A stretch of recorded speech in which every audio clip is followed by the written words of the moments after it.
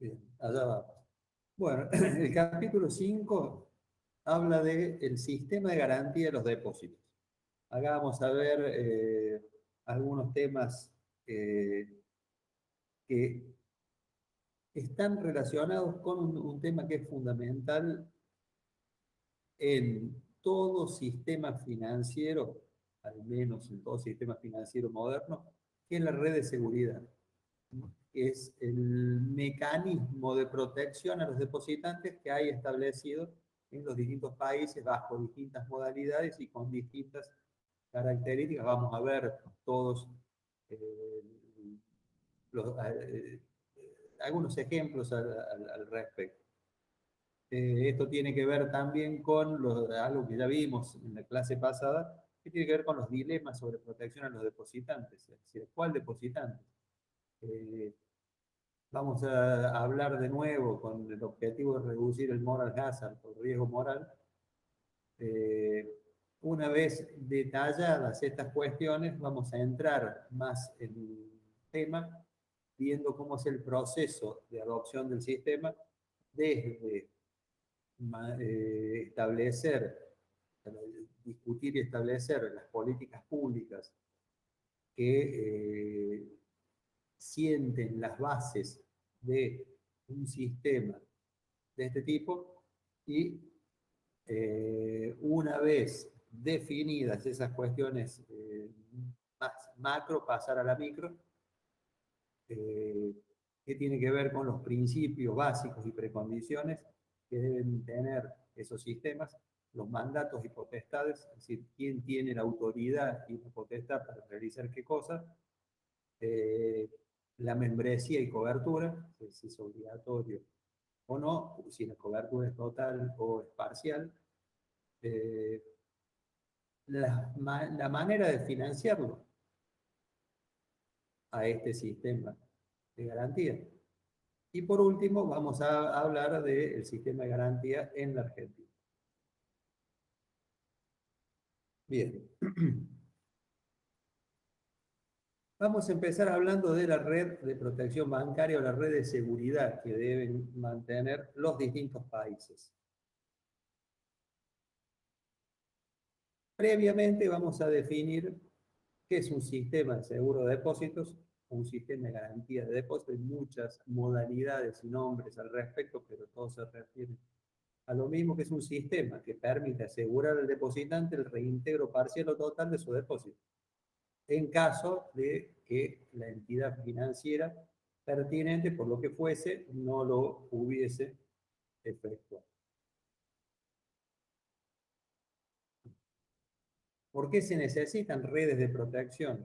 En la economía, de nuevo, vamos a hablar básicamente de las vulnerabilidades de los intermediarios financieros, en este caso las entidades financieras, que ya lo dijimos, pero lo repasamos rápidamente, actúan como intermediarios entre unidades de gasto superavitarias y deficitarias, realizan como tarea habitual la transformación de plazos de vencimiento, tomando depósito de corto plazo y prestando a largo plazo, son un componente vital del sistema de pagos en todos los países y donde los bancos emiten depósitos de capital asegurado y donde poseen activos que son opacos. ¿En qué sentido son opacos? Es difícil poder evaluar, más que evaluar, es muy difícil poder evaluar en forma acertada los préstamos que están en poder de las entidades financieras. Si cualquiera de nosotros quisiese hacer una evaluación de riesgo de un banco cualquiera y busca el balance, la verdad que es bastante complicado eh, poder analizar la situación económico-financiera de la entidad,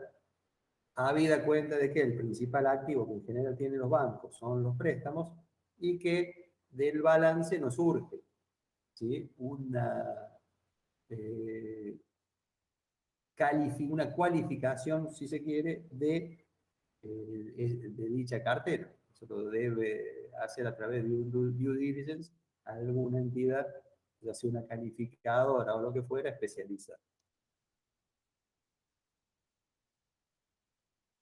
Los bancos, dijimos ya en reiterada oportunidad, que son vulnerables a problemas de liquidez y solvencia, están expuestos al riesgo de corrida bancaria. Por ende, ese riesgo implícito en la actividad financiera, con el riesgo de contagio que eso tiene hacia todo el sistema, en su conjunto, justifica el establecimiento de una red de seguridad que permita liquidez inmediata, de ser necesario, tanto para el sector financiero en general como para las instituciones financieras en particular. Esta es la base, digamos, de por qué es necesario una red de protección o una red de seguridad. Cuando un país decide analizar el establecimiento de una red de seguridad, una red de protección, hay que tener en cuenta los incentivos, en algunos casos perversos, que el establecimiento de una red de seguridad puede generar. ¿En qué sentido? Si los bancos sienten que tienen una protección de ese tipo, pueden eventualmente asumir mayor riesgo. Es decir, pueden perseguir el objetivo de maximizar la rentabilidad sin tener en cuenta las limitaciones propias de una política de riesgo, de riesgos en realidad, que sea adecuado, o al menos prudente. ¿Y esto por qué lo hacen? Y porque en muchos casos, sabiendo que si me va mal hay alguien que va a poner la plata, y donde el accionista de la entidad financiera sabe cuál es el riesgo máximo que está asumiendo, en muchos casos puede tomar medidas de ese tipo y claramente lo que hace es incrementar el riesgo, no solamente de la entidad, sino, como todas las entidades hacen lo mismo, incrementa el riesgo a nivel sistémico. Y sobre todo cuando, como decíamos anteriormente, hay opacidad en el valor de ciertos activos y donde hay alguna pizca de discrecionalidad en la evaluación, puede ser que eso genere un incentivo para las entidades para evaluar de manera intencionadamente favorable a las carteras de activos de las entidades. Si, por ejemplo, los activos de una entidad financiera fuesen todos con cotización habitual en los mercados, eso resultaría más simple, porque si vos tenés un bono y el bono cotiza 100, la evaluación es 100, no hay mucha discusión al respecto. Los préstamos tienen alguna discusión adicional porque en definitiva tienen que ver con la capacidad y la voluntad de pago que pueden tener los tomadores de crédito. Por eso es imprescindible que las regulaciones prudenciales sean, y la supervisión, sea una parte sumamente importante e irreemplazable en una red de seguridad. La primera línea de defensa de una red de seguridad, insisto, son las regulaciones prudenciales adecuadas y una supervisión eficiente de los de las entidades financieras y del sistema en general. Entonces, ¿cuáles son los elementos de protección? Algunos ya lo hemos visto. Acá lo que vamos a hacer es tratar de sistematizarlo.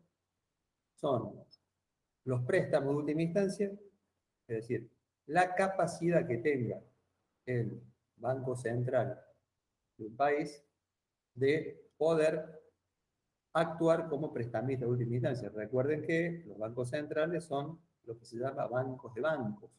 Es decir, le prestan a las entidades financieras, no le prestan a las empresas, individuos en particular. La regulación y la supervisión, como recién mencionamos y ahora profundizamos. El tercer punto son las resoluciones de situaciones de quiebra, los mecanismos, caso de, por ejemplo, el 25 bis en Argentina, los mecanismos que tienen los distintos sistemas financieros establecidos por ley y que permiten de manera eficiente poder resolver los casos de falencia de las entidades financieras. Y por último, los regímenes de garantía de los depósitos, que son los que son el eje de la clase de hoy. Esto funciona más o menos así. Si ustedes fuesen oficiales de inversión de una entidad financiera, probablemente venga doña Rosa y les haga un plazo fijo y les empiece a preguntar, che, ¿qué pasa si hay algún problema? Ya sea con el banco, ya sea a nivel de sistema. Doña Rosa sabe que si el banco se cae no le devuelve los depósitos. Entonces se preocupa por ese punto. Entonces dice, a ver, ustedes como oficiales instruidos y habiendo cursado con éxito, con muy buenas notas, la materia de gestión bancaria y mercado financiero, le dicen, no, el sistema financiero cuenta con una red de seguridad donde el Banco Central actúa como prestamista de última instancia. No solo eso, sino que las entidades deben cumplir con una buena carga de regulaciones y el Banco Central supervisa que eso se cumpla. Y si llega a caer la entidad financiera, hay todo un mecanismo legal que está previsto para que se resuelva rápidamente esa situación. ¿Ustedes creen que doña Rosa se quedaría muy tranquila con esa descripción? Probablemente doña Rosa le va a decir, che, sí, está todo muy lindo, muchas gracias por la información, pero no hay algo más, no hay alguna cuestión más tangible que me deje más tranquilo. Y ahí es donde surgen estos regímenes de garantía de los depósitos bajo distintas modalidades que vamos a desarrollar y que en definitiva tienden a generar la confianza suficiente de los depositantes en el sistema financiero de modo de mitigar los riesgos de ocurrencia de una crisis bancaria. Es decir, los mecanismos de garantía de los depósitos que se crean en general para reforzar la solidez del sistema en su conjunto, no de una entidad en particular, lo que tiende a hacer es que el Banco Central pueda cumplir de manera eficiente con el mandato de la estabilidad financiera que generalmente está dentro de las funciones que deben cumplir los bancos centrales detallada en los instrumentos constitutivos de esos bancos centrales. Bien, vamos a repasar, hemos visto algunos de estos instrumentos en algunos de los capítulos que hemos desarrollado. Empecemos por el prestamista de última instancia. La base del préstamo de última instancia está relacionado con resolver un problema de liquidez. O sea, cuando un banco es ilíquido, pero es solvente, si es viable en el mediano plazo, pero tiene un problema de liquidez hoy, es cuando el Banco Central debe establecer la posibilidad de resolver ese bache de liquidez que tiene la entidad y permitirle sobrellevar hacia adelante la situación. Cuando hablamos de solvente, nos estamos refiriendo en algún punto a que la entidad financiera esté en condiciones de proporcionar suficiente garantía para poder respaldar ese adelanto, ese redescuento, ese préstamo de última instancia.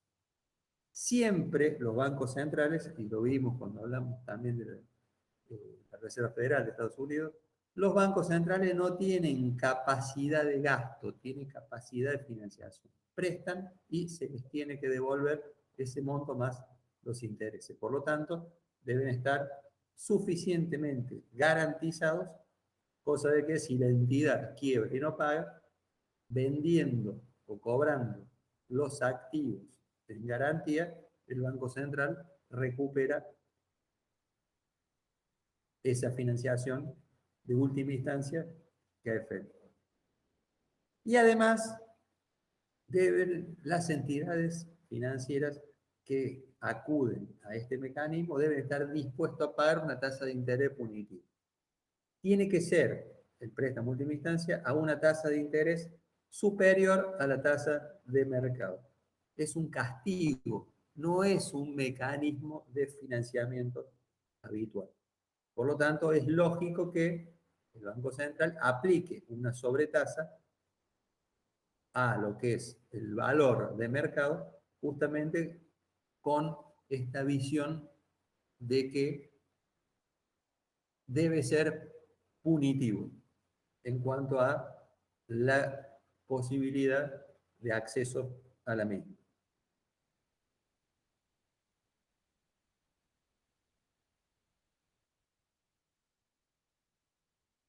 Hay una excepción que se da en algunos países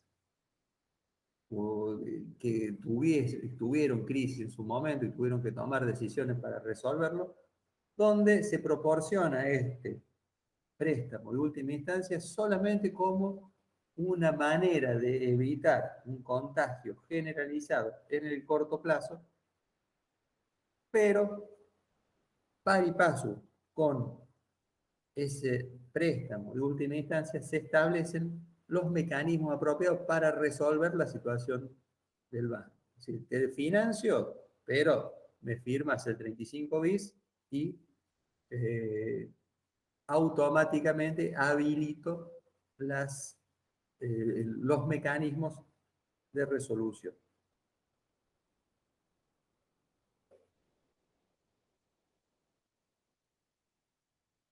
Por último, y no por eso es menos importante, la capacidad que tienen los bancos centrales de poder actuar como prestamista de última instancia tiene también como objetivo evitar la destrucción de crédito en una economía que en general lo que genera es una, el círculo vicioso, es decir, cuando hay destrucción de crédito hay una contracción no solamente de la base monetaria, sino también de el crecimiento del Producto Bruto. Siempre dijimos que el crédito es la sangre de crecimiento de la economía de un país. Si no solamente no hay crédito, sino que se destruye el crédito que hay, eso genera situaciones de insolvencia, de iliquidez en muchos casos, y también de insolvencia en las firmas del sector privado no financiero, que terminan en concursos, quiebras, despidos, etcétera, etcétera.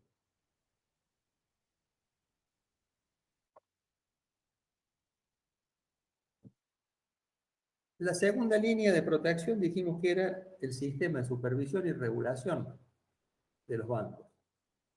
¿Cuáles son básicamente estos elementos y tienen que ver con lo que vimos en el capítulo 3. La imposición de requisitos de capital, por un lado, y también la de establecer requisitos de idoneidad y experiencia a los directivos que, valga la redundancia, dirigen a las entidades financieras.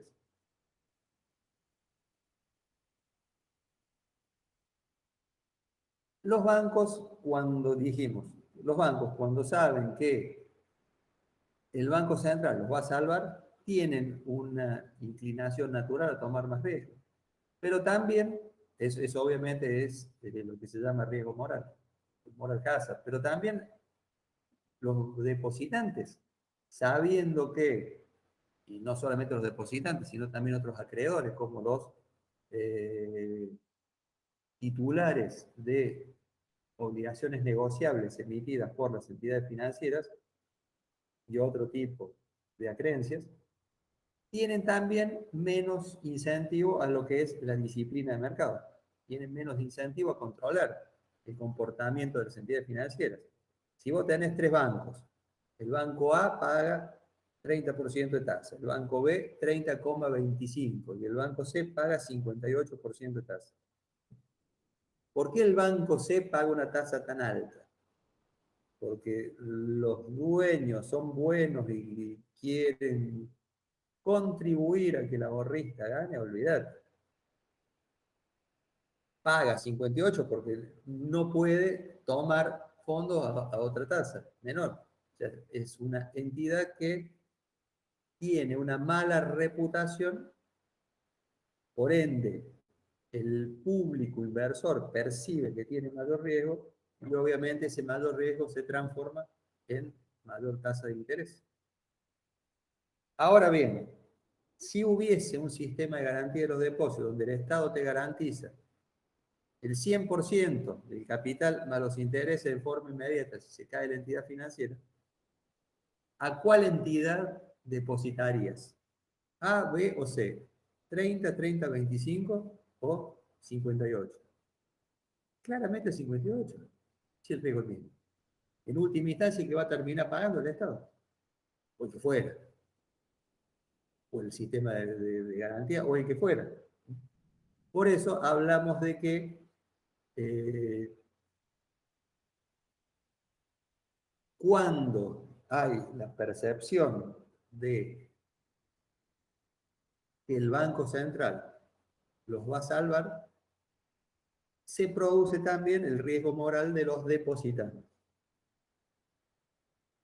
Y en este contexto, los banqueros en muchos casos pueden poner en marcha proyectos de alto riesgo sin tener que absorber el costo por ello. Es lo que se llama el principio de selección adversa. Los banqueros, para poder maximizar su utilidad, lo que hacen es seleccionar los proyectos que tienen mayor rentabilidad, pero por ende tienen mayor riesgo. Por eso, para mitigar los riesgos de ocurrencia de todas estas malas prácticas, estos malos comportamientos, la regulación prudencial y la supervisión es fundamental para poder de alguna forma reducir el impacto negativo de esos incentivos.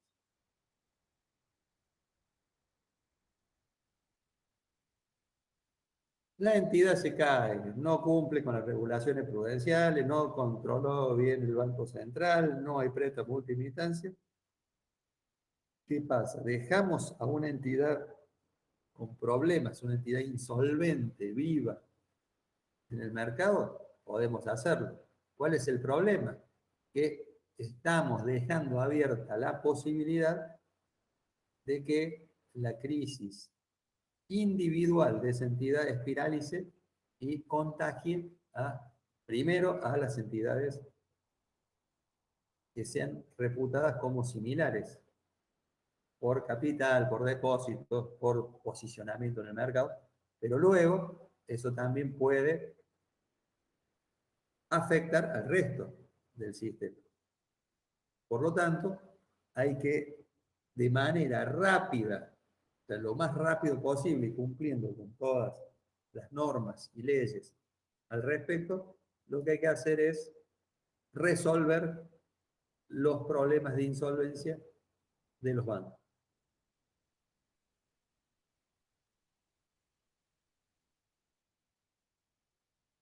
Estas, eh, estos mecanismos de resolución de crisis deben incluir políticas donde el banquero central pueda tomar medidas que estén ya previstas en la ley, que tenga salvaguardas, salvo para el caso de que haya alguna enemistad manifiesta o algún eh, incumplimiento en el deber del funcionario público, pero en caso de actuar conforme a derecho y con idoneidad, que ese mecanismo pueda servir para resolver rápidamente la situación de una entidad financiera. Insisto, el artículo 30, lo previsto en el artículo 35 bis de la ley de entidades financieras es sumamente útil en este sentido.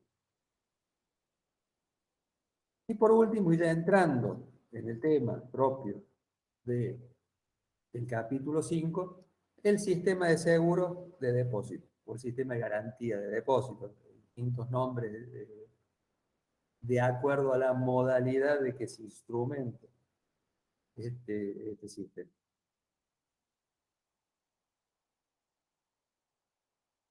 La base de un sistema de seguro de depósitos debe ser preventiva.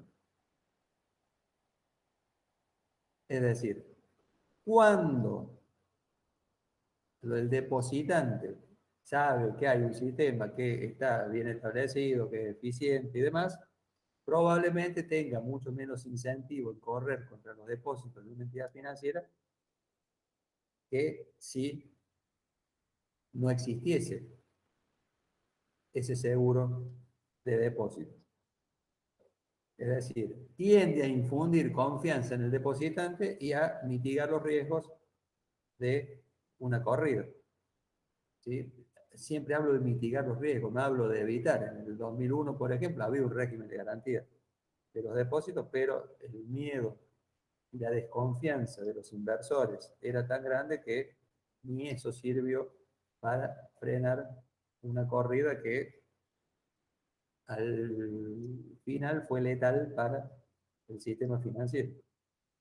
Estos sistemas existen para indemnizar a los depositantes que sufran pérdidas en caso de liquidaciones de los bancos. Se cae el banco, no te devuelve el depósito, el sistema debe, bajo la modalidad que esté previsto, resarcir a los depositantes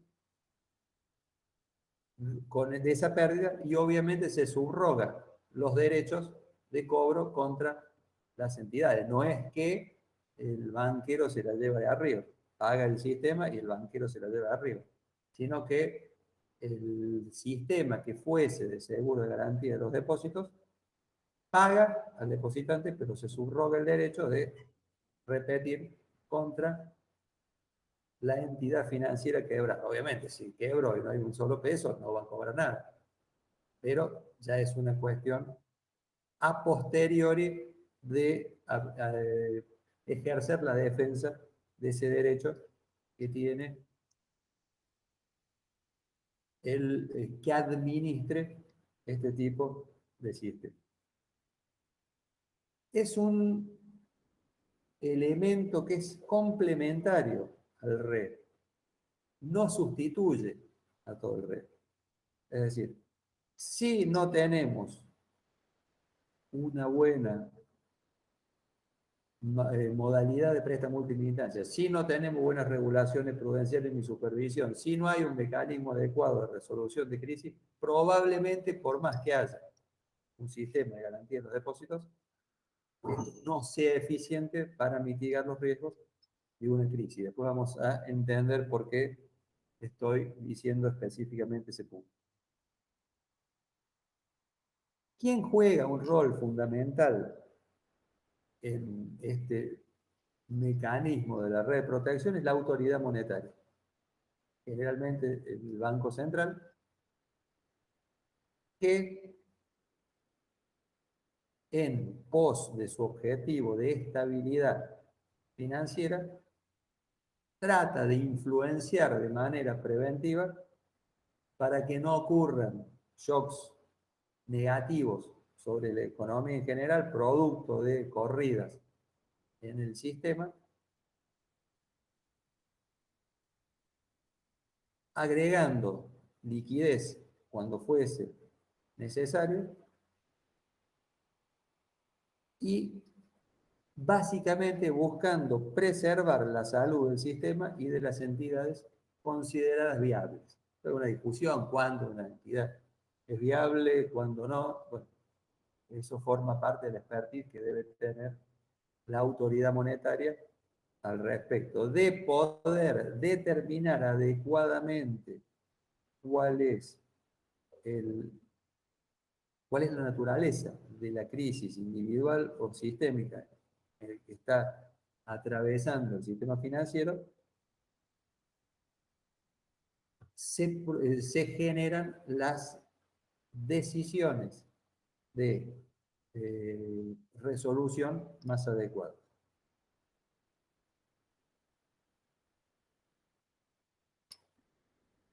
Dentro de los distintos sistemas financieros que hay en la actualidad, hay un avance significativo de lo que se llama sistemas basados en el mercado versus los sistemas basados en la intermediación que eran mayoría en el pasado.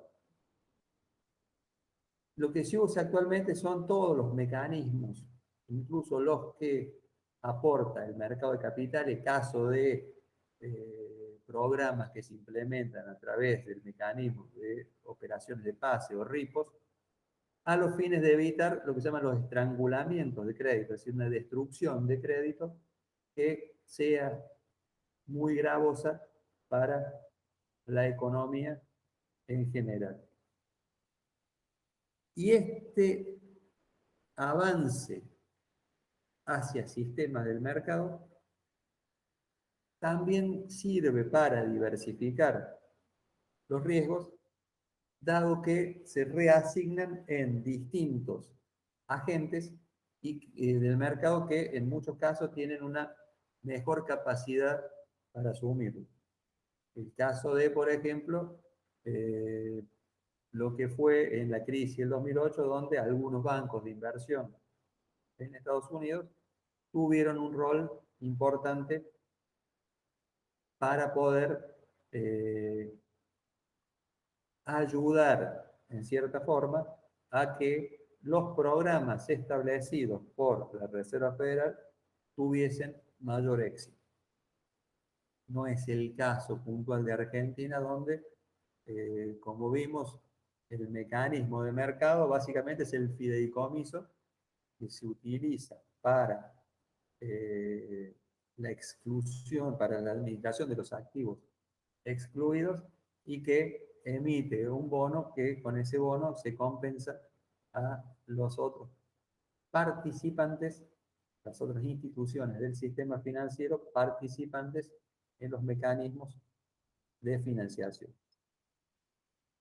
Se supone que en estos mecanismos de mercado, si la entidad tiene activos que son valiosos, va a poder conseguir financiamiento más fácil y a una mejor tasa y de una manera mucho más rápida que si la entidad tuviese solamente activos considerados como opacos.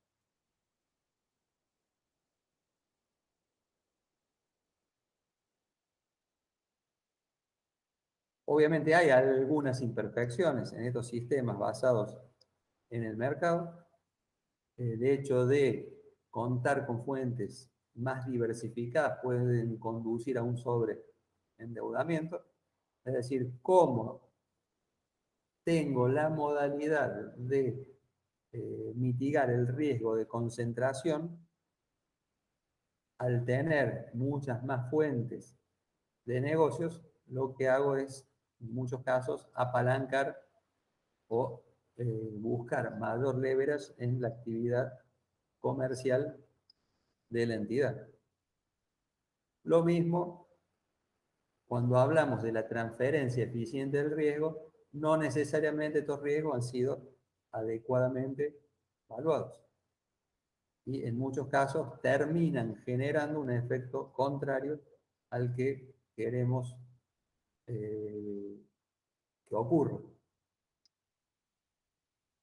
Y esto tiene que ver con la simetría en la información que hay en los mercados, donde en muchos casos no hay una información confiable y pública sobre la cual basar las decisiones de inversión. En el caso de si eventualmente fuese el instrumento el de establecer un mecanismo de securitización de una cartera de una entidad con problemas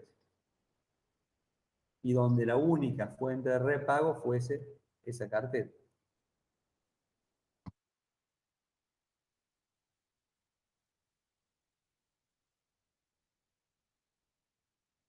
Algunos otros aspectos que hay que tener en cuenta cuando se establecen los distintos mecanismos de garantías de los depósitos. Por un lado, el hecho de mantener, o sea, un buen sistema de garantía de los depósitos permite mantener el correcto funcionamiento en el mercado.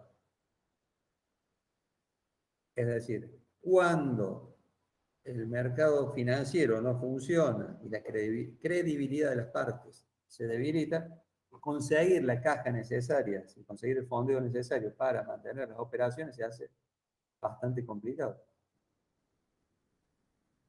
Y eso repercute obviamente sobre las funciones básicas de los intermediarios financieros. Y el contexto de globalización, que también mencionamos en las primeras clases, que impera en el mundo, también genera un dilema importante, donde si el sistema de garantía, por ejemplo, debería garantizar los depósitos de moneda extranjera, o los depósitos que un banco local tiene en el exterior. No es el caso de Argentina, pero por ejemplo, hay países como, por ejemplo, Tailandia, donde antes de la crisis del año 97, los bancos tailandeses captaban lo que se llama depósitos offshore. Offshore significa en jurisdicciones fuera del país y en moneda extranjera. Con lo cual, cuando se establece la red de seguridad y cuando se establecen los sistemas de garantía, se debe analizar la situación de las entidades y del sistema en general y decidir si estos tipos de depósitos van a ser pasibles de ser soportados dentro de los sistemas o no. No estoy diciendo si hay que hacerlo o no, eso lo vamos a ver dentro de un rato. Simplemente estoy poniendo los puntos claves que hay que tener en cuenta para imponer un sistema de este tipo. Imagínense si el 80% de los depósitos de un sistema financiero fuesen offshore, poner un sistema de garantías por el resto del 20%, y la verdad que seguramente no va a ser ni suficiente ni va a ser eficiente, porque no va a contribuir a lo que dijimos anteriormente de generar la confianza de los depositantes y mitigar los riesgos de una corrida sobre las entidades y por ende sobre el sistema. También hay que tener en cuenta la consolidación del sector financiero. En muchos países en el mundo se aplica el modelo de lo que se llama banca universal, donde los bancos no solamente efectúan la modalidad tradicional de intermediación a través de los bancos comerciales, sino también que dentro de su paquete accionario incluyen, por ejemplo, administradoras de fondos comunes de inversión, gestoras de carteras de banca privada, de crédito, de inversiones de individuos adinerados, compañías de seguro, negocios fiduciarios y demás. Claramente, el sistema de garantía de los depósitos tiene que, como su nombre lo indica, apuntar a defender los depósitos, no el resto de las inversiones de una entidad financiera. Pero si la entidad financiera tiene problemas en un programa de securitización, eso va a afectar a su vez a los depósitos. O sea, va a generar un riesgo reputacional que puede devenir en una corrida sobre los depósitos de la entidad. Con lo cual, todas estas cuestiones hay que tenerlas bien en claro. Es decir, hay que tener bien en claro el mapa de los riesgos en función a la estructura del sistema financiero antes de tomar cualquier tipo de decisión respecto de implementar un sistema de esta naturaleza.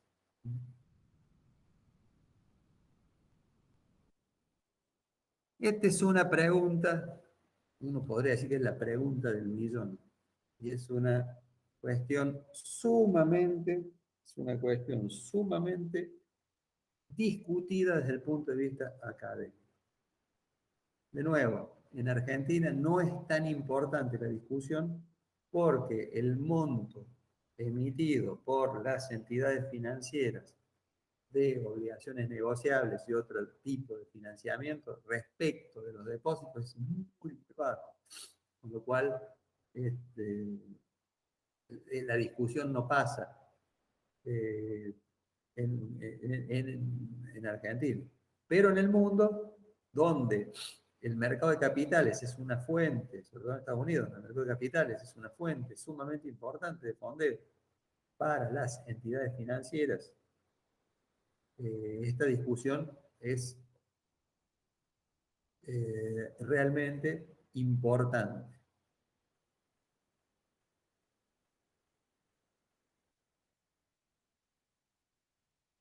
¿Qué pasa cuando, supongamos que cae una entidad financiera y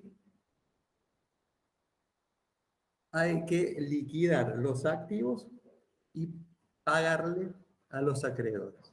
Asumamos que no hay un sistema de garantía de los depósitos. La entidad quiebra, hay que liquidar los activos y pagarle a los acreedores.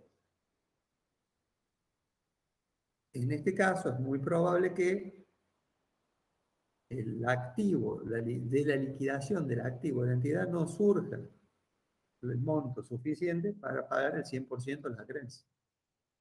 Por lo tanto, lo que se va a poder pagar es la creencia menos lo que se llama un haircut. Haircut es corte de pelo en la traducción en castellano. En Estados Unidos se usa para el aforo. Es decir, ¿cuánto es lo que le vamos a descontar a los tenedores de deuda de una entidad financiera en caso de una quiebra? Si no son penalizados los tenedores de bonos, de hecho lo que se está haciendo es ampliar de facto la red de seguridad. Si dijimos que íbamos a proteger a los bonistas, pero también a los depositantes, pero también estamos protegiendo a los bonistas. Si le imponemos una quita, como fue, por ejemplo, el caso del banco de inversión Lehman Brothers, que cuando quebró, los bonistas perdieron gran parte de su titularidad, de su acreencia, perdón, contra la entidad. El problema es que si los bonistas no aceptan la quita potencial que puedan tener, es probable que desfinancien a las entidades financieras y por ende también al sistema, lo cual implica en última instancia una contradicción con el objetivo del salvataje. Por el momento, sobre todo lo vimos en la crisis del 2008, los gobiernos, o sea, las autoridades, en general prefirieron diluir, lo cual también es lógico, diluir la tenencia de los accionistas a través de un intercambio de acciones ordinarias por acciones preferidas, como fue el caso de Estados Unidos, sin tocar ni a los depositantes ni tampoco a los bonistas. En general, se consideró en aquel momento que era muy peligroso dejar caer, más que dejar caer, era muy peligroso no pagarle a los bonistas porque se iba a frizar el mercado de bonos y eso podía generar una crisis mucho mayor a la que efectivamente ocurrió. De nuevo, esto sigue discutido en términos no solamente académicos, sino en términos de política monetaria en los distintos países. Generalmente este tipo de discusiones, cuando no hay una crisis en puerta, no hay entidades que se caigan, es como que queda más en el marco académico que en el marco real, pero es una cuestión que hay que tenerla muy en cuenta. Ustedes recuerden que dijimos en algunas clases anteriores de que cuando hablábamos de que era deseable defender al pequeño depositante, pues el más desprotegido ante la posibilidad de pérdida por caída de una entidad financiera, mientras que se supone que un bonista que compra un bono que tiene calificación de riesgo otorgada por una calificadora de riesgo y donde cuando te dan el prospecto te dice claramente que la decisión de inversión debe tomarse en función del análisis propio que haga cada uno de los inversores y bla, bla, bla. Eh, Ahí se supone que, además, estos títulos que se emiten en el mercado tienen un diferencial de tasa de interés que debería compensar el riesgo. Y si se quiere, debería ser como los títulos que emite cualquier otra firma no financiera, donde si quiebra, o si va en Estados Unidos, por ejemplo, que se llama el Chapter 11, que es el sistema de quiebra, si van a una modalidad de ese tipo, claramente el tenedor de ese título va a perder con una alta probabilidad.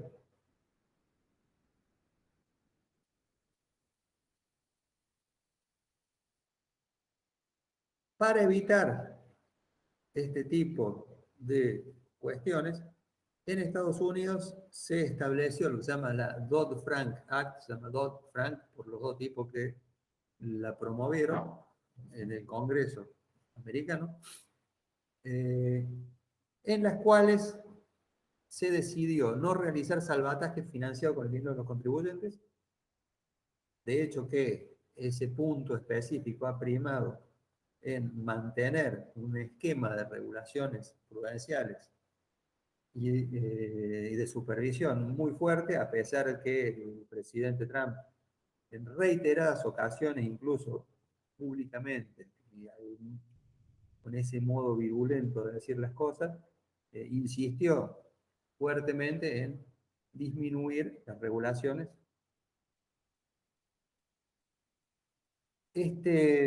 Esta enmienda a las normas, insisto, en Estados Unidos, tendían a desalentar eh, los niveles de sobreapalancamiento de las entidades financieras, buscando simplificar las reglas de capital, los lineamientos del manejo de riesgo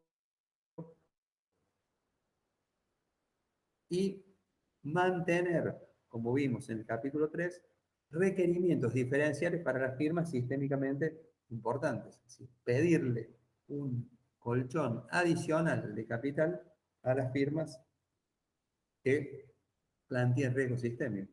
Y una de las principales medidas que se tomó en esta enmienda a la normativa es lo que se llama la Volcker Rule. Volcker por Paul Volcker, que fue quien la propuso. Paul Volcker fue un tipo, fue presidente de la Reserva Federal de Estados Unidos, le tocó pelear contra la inflación que dejó el gobierno de Reagan allá por los años 80, y donde tuvo que llevar la tasa de interés, famoso por llevar la tasa de interés a niveles exorbitantes, hablemos de 12, 13, 14% para Estados Unidos, para poder frenar una espiral inflacionaria que tenía ese país. ¿Qué hacían los bancos americanos? O sea, qué práctica, no sé si es mala o no, pero qué práctica utilizaban los bancos en Estados Unidos. Los bancos obviamente tienen una posición de capital propio, que es lo que aportan los accionistas. En general, las normas en los distintos países permiten tomar algún riesgo mayor a lo que es el capital propio respecto de lo que son los fondos de terceros, que deben ser mucho más prudentes en cuanto a su aplicación. ¿Qué hace para ganar más plata? Era tomar posiciones, lo que se llama el proprietary trading. Es decir, le daban la parte del capital propio a traders especializados que, a cambio de una comisión, establecían estrategias de operación, en muchos casos con algoritmos y demás, que probaron ser sumamente riesgosas y donde muchas entidades perdieron mucha plata en la crisis del 2008. Incluso a nivel del sponsoreo de los fondos de cobertura, de los hedge funds.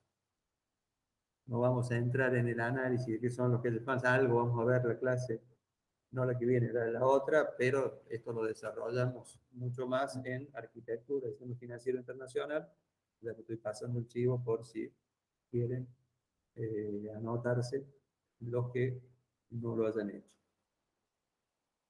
Se extendió la regulación de entidades no bancarias por esto de lo que se llama el Shadow Banking System, que de nuevo vamos a ver en el próximo capítulo.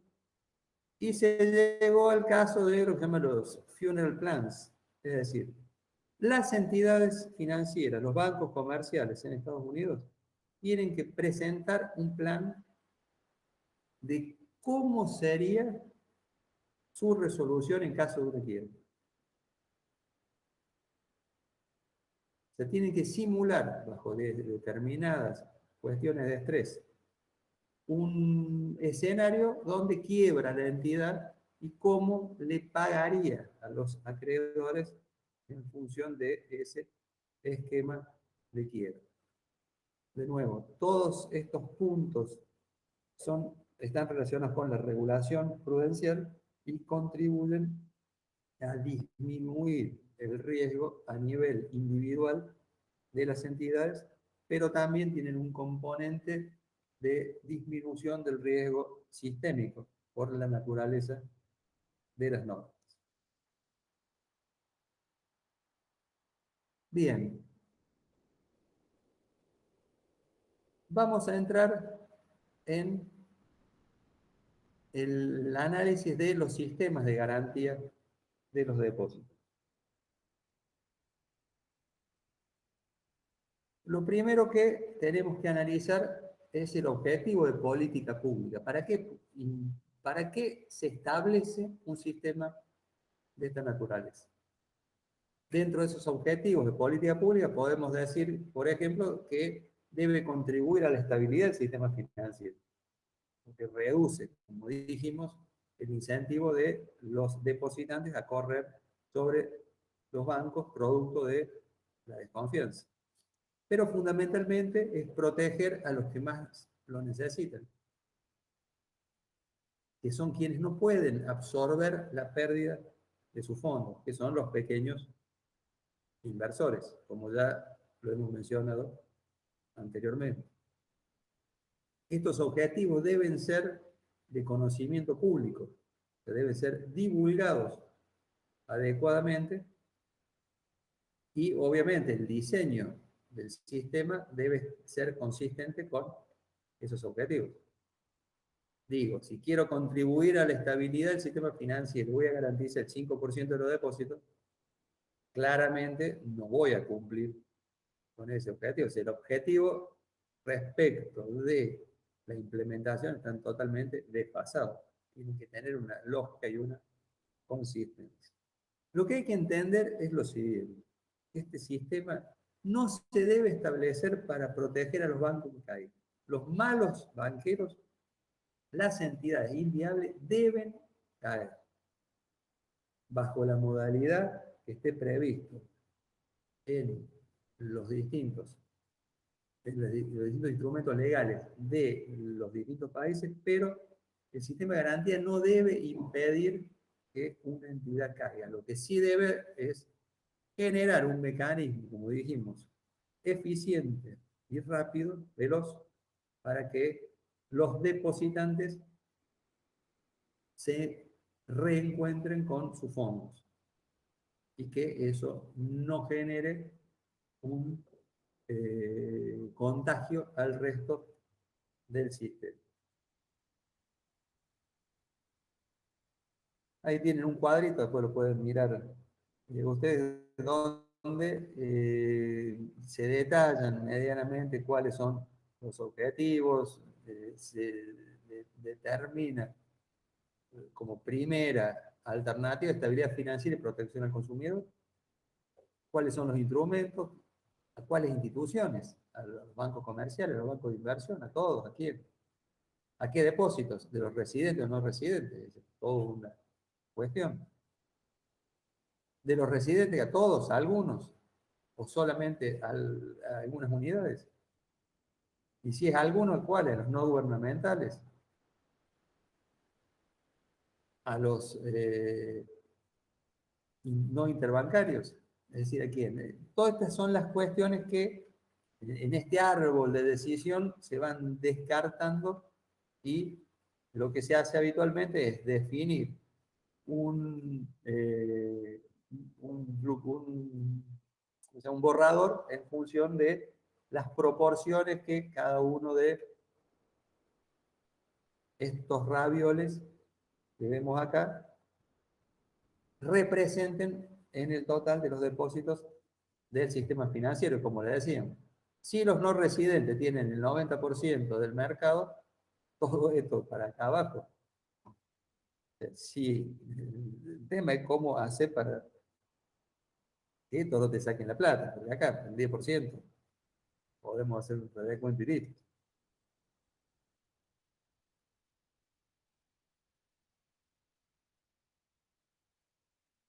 En general, los sistemas de garantía de los depósitos se basan en lo que se llama el modelo de Diamond y Digby, que son dos tipos que ganaron el premio Nobel, donde hicieron un modelo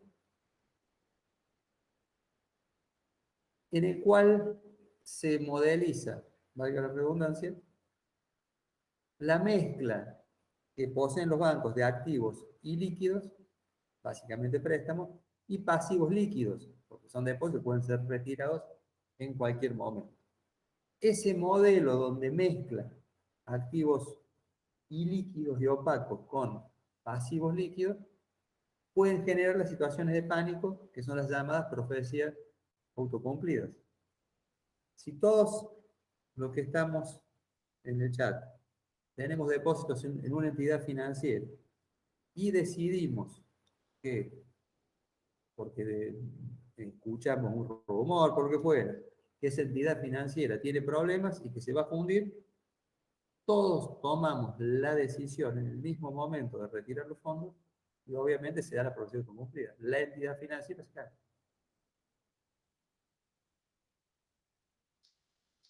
Es decir, en general, el mecanismo del negocio financiero es el de lo que se llama la ley de los grandes números. O sea, la entidad financiera tiene ingresos y egresos de fondos habituales, con algún sesgo, alguna desviación estándar, pero natural y totalmente manejable por parte de los managers de la entidad financiera. El problema es que cuando en un determinado momento todos los ahorristas deciden retirar los fondos, claramente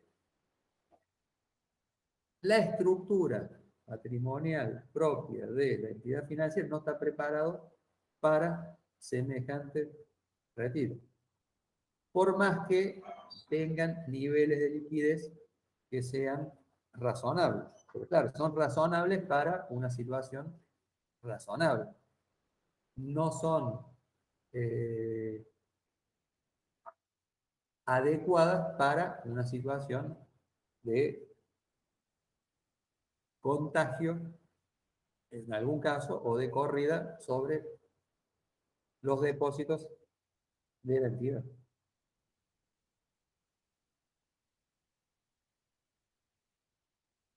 ¿Cuál es el punto crucial de este modelo? Como decía anteriormente, los depositantes no tienen, o mejor dicho, la probabilidad de que todos los depositantes tengan la necesidad de retirar los fondos en el mismo momento son muy bajas. Entonces, ¿por qué? Y porque en general lo que hace la contraparte de el comportamiento de los depósitos de una entidad financiera tiene que ver con las decisiones de gasto de los distintos depositantes de forma individual. Y en general no todos deciden realizar un gasto o demás en el mismo momento. Lo que no prevé es que todos los depositantes puedan retirar los fondos en el mismo momento. Ahí es cuando, en función de esa reacción, es que se establecen estos modelos de garantía de los depósitos. ¿Por qué? Porque cuando los depositantes quieren retirar todos juntos la plata, el primero que llega a la ventanilla cobra. Y el resto no. ¿Por qué? Porque no es que la plata no esté, sino que no está líquida. Está en préstamos. Los préstamos están dados a 6 meses, 1 año, 2 años, 5 años. Y esto es básico, este descalce de plazos es básico en cuanto a la vulnerabilidad de las entidades financieras. Cuando el depositante tiene alguna desconfianza, su respuesta racional es ir rápidamente a la ventanilla y tratar de cobrar, sabiendo de que si se demora puede llegar a quedar en la cola, puede llegar a incluso a no cobrar.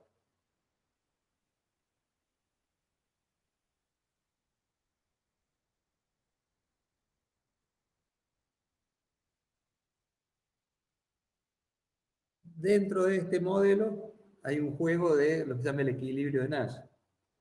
¿Cómo es esto? Dice, si los depositantes esperan que los otros retiren solo cuando tengan necesidad real de gasto, es racional para todos retirar cuando surjan esas necesidades, que es lo que hacemos habitualmente.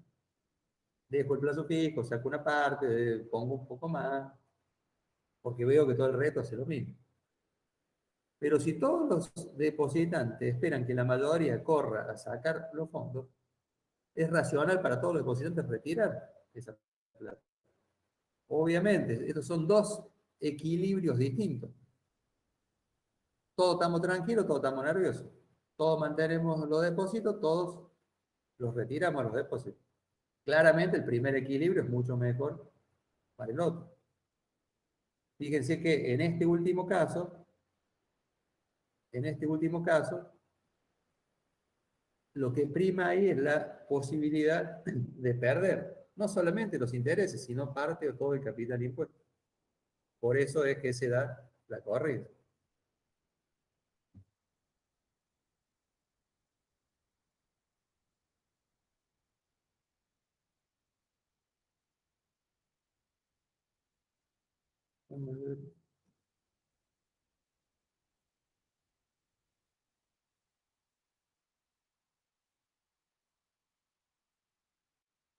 Bien. ¿Cuáles son las implicancias para la política? Lo que se llama la suspensión de la convertibilidad. ¿Qué es esto? Cuando los bancos sufren retiros, lo que empiezan a buscar son mecanismos para impedir esos retiros, para dificultarlos. Por ejemplo, te bajo el límite a X por día, o se me cae el sistema, o cualquier cuestión de ese tipo. Eso lo que hace es, en parte, patear, si se quiere, la agonía de la entidad financiera. Se le permite generar más recursos para devolver más depósitos, pero es una cuestión de corto plazo, no es un mecanismo óptimo para prevenir corrida bancaria. Porque al contrario, lo que hace es exacerbar la mala onda de los depositantes que probablemente tengan mayor incentivo para correr más rápidamente contra la entidad financiera.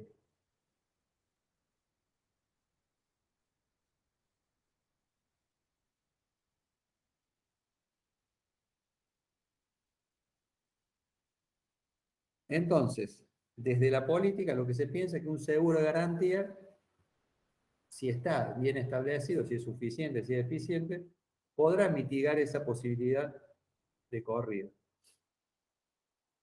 Lo ideal siempre es, como se dice en la jerga, es tirarle a la paloma con un cañón. Es buscar que el sistema sea lo suficientemente amplio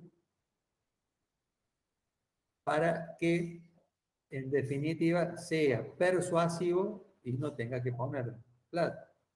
Mientras más compromete, probablemente menos vas a llegar a usar, sabiendo que si lo hiciste mal, el costo fiscal va a ser muchísimo más grande.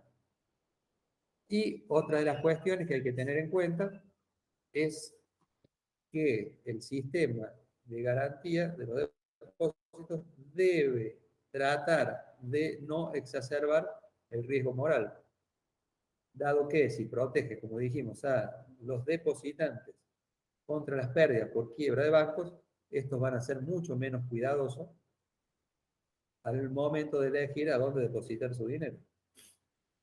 Y lo mismo pasa con los tomadores de crédito.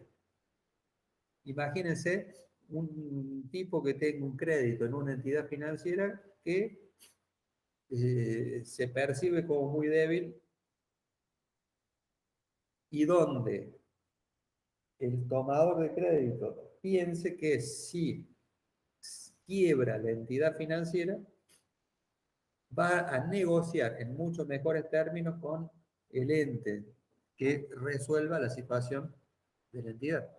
Me va a dar aquí, te espera, vamos. En ese caso, ¿qué va a pasar? Los tomadores de crédito no van a pagar los créditos, esperando a que tener mejores condiciones. Y eso a su vez contribuye a que la entidad tenga menos liquidez, acelerando el mecanismo de caída, eso es lo que se llama el riesgo moral o moral hazard de los tomadores de crédito. ¿Cuáles son las condiciones a tener en cuenta antes de implementar el sistema de garantía de los depósitos? Fundamentalmente las condiciones del sistema financiero en términos de liquidez, de solvencia, en términos de calidad de activos y de políticas de crédito. Imagínense un sistema ilíquido, insolvente, con muy mala calidad de activos y con políticas de crédito muy laxas, y probablemente la chance que tenga de una crisis es muy alta. Por lo tanto, el alcance del sistema de garantía de los depósitos tendría que ser mucho más importante. Evaluar si el problema es sistémico o individual. Si es individual, siempre es mucho más simple. Si es sistémico, es mucho más complejo en cuanto al alcance de las medidas a tomar, la cantidad de bancos, el tipo de bancos y también las características. Si son, supongamos, pocos bancos, pero de una gran importancia sistémica, es una cosa. Si está muy atomizado el sistema, es otra. Es difícil que se caigan todos los bancos a la vez. Por lo tanto, la concentración del sistema es fundamental para de analizar para poder implementar un sistema de este tipo. Y también, obviamente, la estructura legal, las regulaciones prudenciales, la supervisión, los regímenes informativos. Lo que hay que buscar acá es un marco legal sólido que evite inconsistencias y donde, como dijimos con el principio bis, se pueda aplicar muy rápidamente para resolver los problemas de insolvencia de las entidades a nivel individual. El sistema judicial, en este caso, también es importante debido a que si el sistema judicial, en vez de contribuir a resolver la cuestión, pone alguna traba en particular, eso contribuye a empeorar las condiciones de resolución de una crisis. Por lo tanto, el sistema de garantía de depósitos tendría que ser mucho más importante, más ambicioso en ese caso. Acá tenemos el detalle, el resumen de lo que hemos visto. Primero, definir los objetivos de política pública, analizar la situación, de qué estamos hablando, de solvencia, de liquidez, cómo están las entidades, etcétera, etcétera. Validar esa cuestión, efectivamente, lo que estemos pensando es así. Determinar un plan de acción estratégica. En general, los sistemas de garantía no se implementan de una, sino que se implementan por lo que se llama el método de pasos sucesivos. Y por último, pasar a la implementación, y eso es un proceso de evaluación continua y validación, el paso 6.